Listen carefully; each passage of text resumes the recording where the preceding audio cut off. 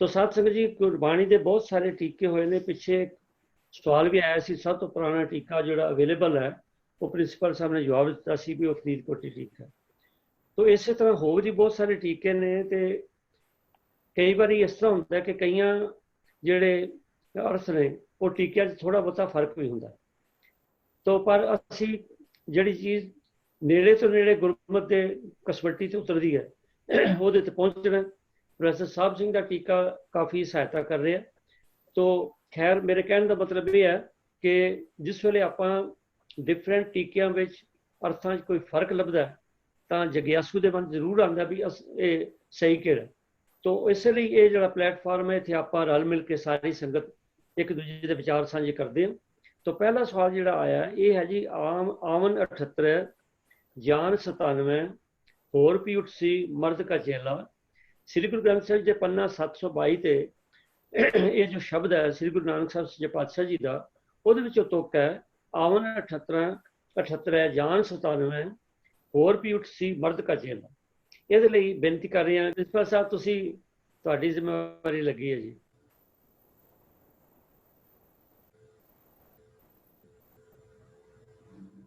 आवाज जी, हाँ जी आवाज आ गई। हाँ जी वाहिगुरू जी का खालसा वाहिगुरू जी की फतेह जी। आवन 78 जान 97 तो की भाव है ते मर्द का चेला कौन इत्यादि सारे इस संबंध नाल विचार इस तरह है जी। बाबर के हमले नाल संबंधित 4 शब्दों विचों राग तिलंग महला पहला गुरु नानक पातशाह के पावन शब्द दियां तुकां हन। काया कपड़ टुक टुक होसी हिंदुस्तान संभालसी बोला।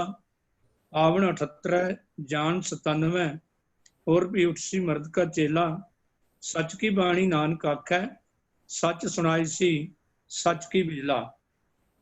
गुरु नानक पातशाह फरमांदे ने अपने कीते कुकर्मा कारण बाबर के हमले समय इन्हां दी भयानक कटावटी होवेगी क्योंकि एमनाबाद की धरती ते सी। उत्थे भाई मरदाना जी किसी ब्याह समय प्रशादे का प्रबंध करने लई गए तो उन्होंने तौहीन की। गुरु नानक पातशाह नूं आके उन्होंने सारी उत्थों की हालात समझाए ते जो पुरशागर्दी उस वेले समाज में चली हुई सी ब्याह शादियां खुशियां के मौकों ते रब नूं भुल चुके सन लोकी। गुरु नानक पातशाह ने वो भविखबाणी इस शब्द दे विच कीती सी कि लोग रब नूं भुल चुके हैं। सो अपने कीते कुकर्मा बदले बाबर के हमले समय इन्हां दी जो भयानक कटावड़ी होनी है उस समय भारतीय लोग मेरे कहे हुए ये भविष्य बचनों नूं याद करनगे ते मुगल 1578 सन विच आउणगे ते 97 विच सताहीन हो जाणगे क्योंकि होर मर्द दा चेला इन्हां नूं भाजड़ देवेगा। ये अर्थ जिहड़े लगभग हर टीके ने और प्रोफैसर साहब सिंह जी ने खास करके कीते ने।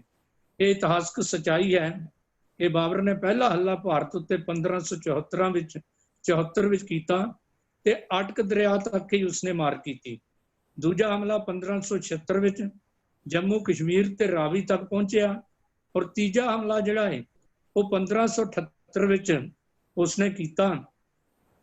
हमलावर बन के आया ते 1583-84 दे विच इब्राहिम लोधी नूं हरा के पानीपत के मैदान विच दिल्ली के तख्त उत्ते काबज हो गया सी।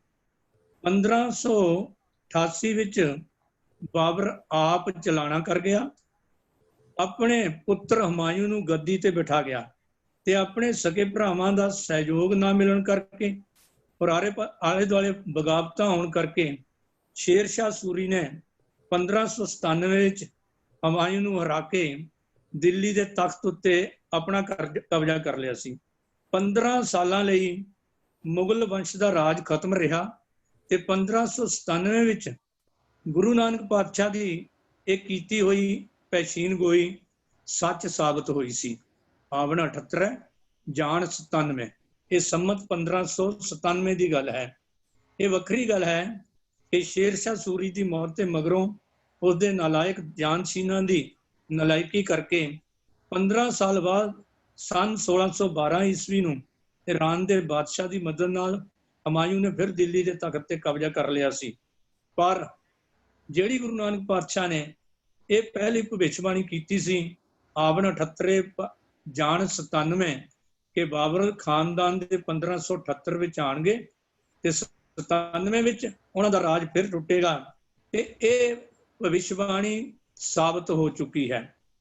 ਮਰਦ ਕਾ ਚੇਲਾ ਗੁਰੂ ਨਾਨਕ ਪਾਤਸ਼ਾਹ ਜੀ ਨੇ ਸ਼ੇਰ ਸ਼ਾਹ ਸੂਰੀ ਨੂੰ ਹੀ ਮਰਦ ਕਾ ਚੇਲਾ ਸ਼ਬਦ ਵਰਤਿਆ ਹੈ।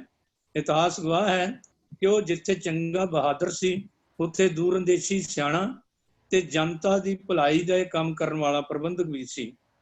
ਸਾਡੇ ਸਿੱਖ ਵਿਦਵਾਨਾਂ ਨੇ ਆਪਣੀ ਆਪਣੀ ਮੱਤ ਦੇ ਮੁਤਾਬਕ ਇਸ ਸ਼ਬਦ ਦੇ ਅਰਥ ਕਰਨ ਵੇਲੇ ਵਿਦਵਾਨਾਂ ਨੇ 78 ਤੇ 97 ਦੇ ਅਰਥ ਕਿਸੇ ਨਾ ਕਿਸੇ ਹੋਰ ਸ਼ਖਸੀਅਤ ਨਾਲ ਜਾਂ ਕਿਸੇ ਹੋਰ ਵਿਅਕਤੀਆਂ ਦੇ ਨਾਲ ਜੋੜ ਦਿੱਤੇ। ਕਿਸੇ ਨੇ ਗੁਰੂ ਤੇਗ ਬਹਾਦਰ ਜੀ ਦੇ ਚੇਲੇ ਗੁਰੂ ਗੋਬਿੰਦ ਸਿੰਘ ਜੀ ਨੂੰ ਮਰਦ ਕਾ ਚੇਲਾ ਕਿਹਾ ਤੇ ਭਾਈ ਗੁਰਦਾਸ ਜੀ ਦੇ ਪ੍ਰਮਾਣ ਮੈਂ ਪ੍ਰਗਟਿਓ ਮਰਦ ਗੰਮੜਾ ਕਹਿ ਕੇ ਆਪਣੀ ਗੱਲ ਸਾਬਤ ਕਰਨ ਦੀ ਕੋਸ਼ਿਸ਼ ਕੀਤੀ। ਕਿਸੇ ਨੇ ਬਾਬਾ ਬੰਦਾ ਸਿੰਘ ਬਹਾਦਰ ਜੀ ਨੂੰ, ਕਿਸੇ ਨੇ ਬਾਬਾ ਬਘੇਲ ਸਿੰਘ ਜੀ ਜਿਨ੍ਹਾਂ ਨੇ ਦਿੱਲੀ ਦੇ ਤਖਤ ਉੱਤੇ ਲਾਲ ਕਿਲੇ ਉੱਤੇ ਨਿਸ਼ਾਨ ਸਾਹਿਬ ਚੜਾਇਆ ਤੇ ਉਹਦੇ ਨਾਲ ਜੋੜਿਆ ਹੈ। ਔਰ ਕਿਸੇ ਸਿੱਖ ਵਿਦਵਾਨਾਂ ਨੇ 1978 ਨੂੰ ਆਵਣ 78 ਜਿਹੜਾ ਹੈ ਉਹ ਸਨ 1978 ਨਾਲ, ਜਦ ਕਿ ਉੱਥੇ ਸੰਮਤ ਦੀ ਗੱਲ ਕੀਤੀ ਗਈ ਹੈ।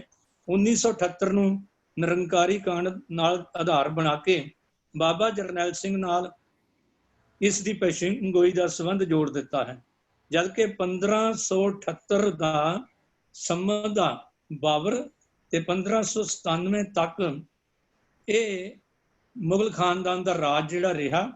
ਔਰ 15 ਸਾਲ ਵਾਸਤੇ ਸ਼ੇਰ ਸ਼ਾਹ ਸੂਰੀ ਨੇ ਇਹ ਉਹਨਾਂ ਨੂੰ ਤਖਤ ਤੋਂ ਕਰ ਦਿੱਤਾ ਤੇ 15 ਸਾਲ ਕਬਜ਼ਾ ਕਰਨ ਤੋਂ ਬਾਅਦ ਫਿਰ 1612 ਵਿੱਚ ਮੁਗਲ ਖਾਨਦਾਨ ਦੁਬਾਰਾ ਆ ਗਿਆ ਸੀ।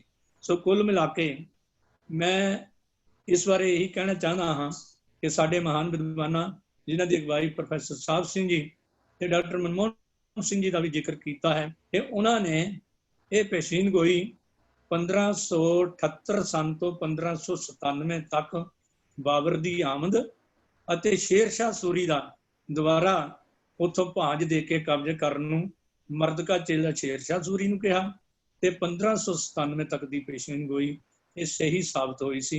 ਹੋਰ ਵਿਸਥਾਰ ਦੇ ਲਈ ਸਿੱਖ ਮਿਸ਼ਨਰੀ ਕਾਲਜ ਦੇ 94 ਸ਼ਬਦਾਂ ਦੀ ਵਿਆਖਿਆ ਭਾਗ 4 ਪੜ੍ਹ ਕੇ ਡਿਟੇਲ ਨਾਲ ਹੋਰ ਸਮਝ ਪ੍ਰਾਪਤ ਕੀਤੀ ਜਾ ਸਕਦੀ ਹੈ। ਜੇ ਕੋਈ ਹੋਰ ਇਹਦੇ ਵਿੱਚ ਵਾਧਾ ਕਰਨਾ ਚਾਹੇਗਾ ਤੇ ਅਸੀਂ ਉਹਦਾ ਸਵਾਗਤ ਵੀ ਕਰਾਂਗੇ ਤੇ ਆਪਣੇ ਆਪ ਨੂੰ ਵੀ ਭਾਗਸ਼ੀਲ ਸਮਝਾਂਗੇ ਕਿ ਹੋਰ ਗਿਆਨ ਪ੍ਰਾਪਤ ਹੋਇਆ ਹੈ।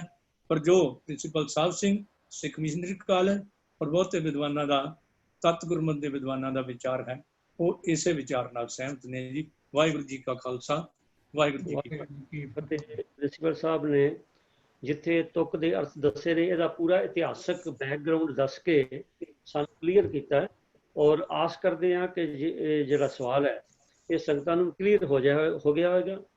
ਔਰ ਜਿਸ ਤਰ੍ਹਾਂ ਪ੍ਰਿੰਸੀਪਲ ਸਾਹਿਬ ਨੇ ਦੱਸਿਆ ਕਿ ਹੋਰ ਟੀਕਿਆਂ 'ਚ ਜਿਸ ਤਰ੍ਹਾਂ ਹੋਰ ਪੇਸ਼ੀਨਗੋਈਆਂ ਜਿਹੜੀ ਕੀਤੀਆਂ ਨੇ ਉਹਨਾਂ ਨੂੰ ਨਾਲ ਕੰਪੈਰੇਟਿਵ ਉਹਨਾਂ ਨੇ ਸਾਨੂੰ ਦੱਸਿਆ। ਬਹੁਤ ਬਹੁਤ ਧੰਨਵਾਦ ਹੈ ਜੀ। ਫਿਰ ਵੀ ਕਿਸੇ ਦੇ ਮਨ 'ਚ ਕੋਈ ਹੋਰ ਵੀ ਕੋਈ ਆਉਂਦਾ ਹੈ ਤਾਂ ਕਿਰਪਾ ਕਰਕੇ ਆਪਣੇ ਸਵਾਲ ਜਵਾਬ ਵਿੱਚ ਭੇਜ ਸਕਦਾ ਹੈ।